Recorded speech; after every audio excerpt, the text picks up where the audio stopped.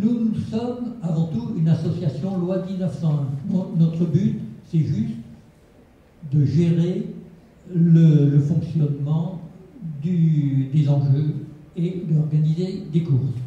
Nous avons pour ça un budget de fonctionnement de 18 millions, avec un nombre de permanents, salariés permanents, qui s'élève à 14, avec le jour des courses, une vingtaine de personnes qu'on appelle des vacataires qui viennent pour les courses, plus 10 techniciens qui sont issus de la fédération des régionales de courses, et ensuite une dizaine de commissaires qui sont bénévoles et qui sont chargés de la régularité des dites courses. 145 millions, c'est une progression de 9,5 pratiquement pour ça. C'est quand même assez positif.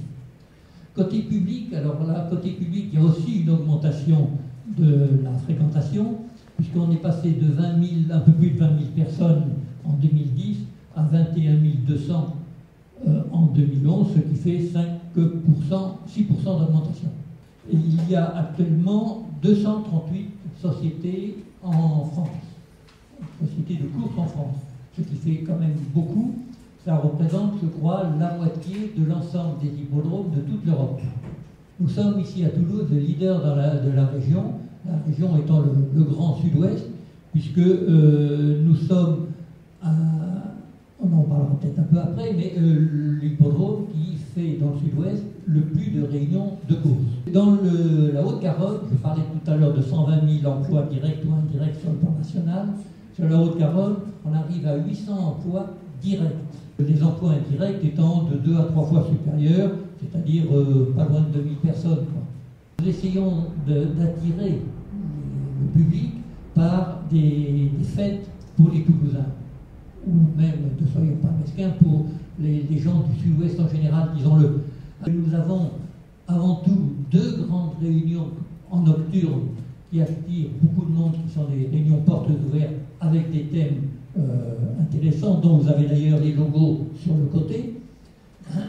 Et ces réunions attirent de 7 à 8 000 personnes qui sont avant tout des gens qui viennent en famille. Il y a des stands pour les enfants, il y a des stands de maquillage, de poneys, etc., etc. Et donc là, c'est vraiment familial. En dehors des courses à proprement parler, nous avons, comme vous êtes ici dans cette salle d'ailleurs, des possibilités de faire des séminaires ou des journées de travail pour les différentes entreprises qui recherchent ces journées. Nous avons organisé en 2009 80 séminaires comme ça, qui allaient de journées de travail de 10 personnes à des soirées de 200 ou 300 personnes, avec en plus, mais on en parlera un peu après, des courses privées. Comme animation, vous les avez là, je ne vais pas vous les redire. La seule chose que le grand changement qu'il y a, si vous voulez, c'est que nos quintés, le quintet de trop était jusqu'à maintenant au premier semestre. Et tous les 4 ans, il passe le second semestre. Et là, il est prévu pour le 14 novembre. Le quintet de galop, lui, c'est beaucoup plus embêtant, je vous dis ça très franchement, il est prévu tout le temps le 11 novembre. Sauf quand le 11 novembre tombe un dimanche, où là, Paris récupère cette date pour son quintet.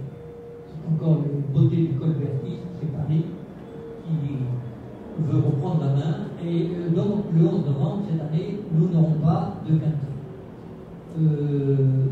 On l'a marqué le 8 novembre, c'est un jeudi, c'est pas très intéressant. Je n'ai pas perdu tout espoir, pas de revenir le 11 novembre, mais de me rapprocher quand même du 11 novembre. Mais je ne peux pas vous en dire plus aujourd'hui, et j'ai un tout petit espoir de faire encore changer la date du 8 novembre. Voilà en gros ce qu'on pouvait vous dire pour et 2011 et 2012. Et maintenant, je vais vous laisser la parole. Si vous avez des questions à me poser, je serai avec M. Rambaud, le directeur de la société, très heureux d'y répondre. C'est vrai que les paris sur Internet explosent. Je crois qu'il y a une augmentation de l'ordre de 45%, je crois, d'une année sur l'autre. Mais ce qu'il faut savoir, c'est qu'en 2011, on a commencé les paris sur Internet que le mois de mai. Donc ce n'est pas une année entière. Oui, mais...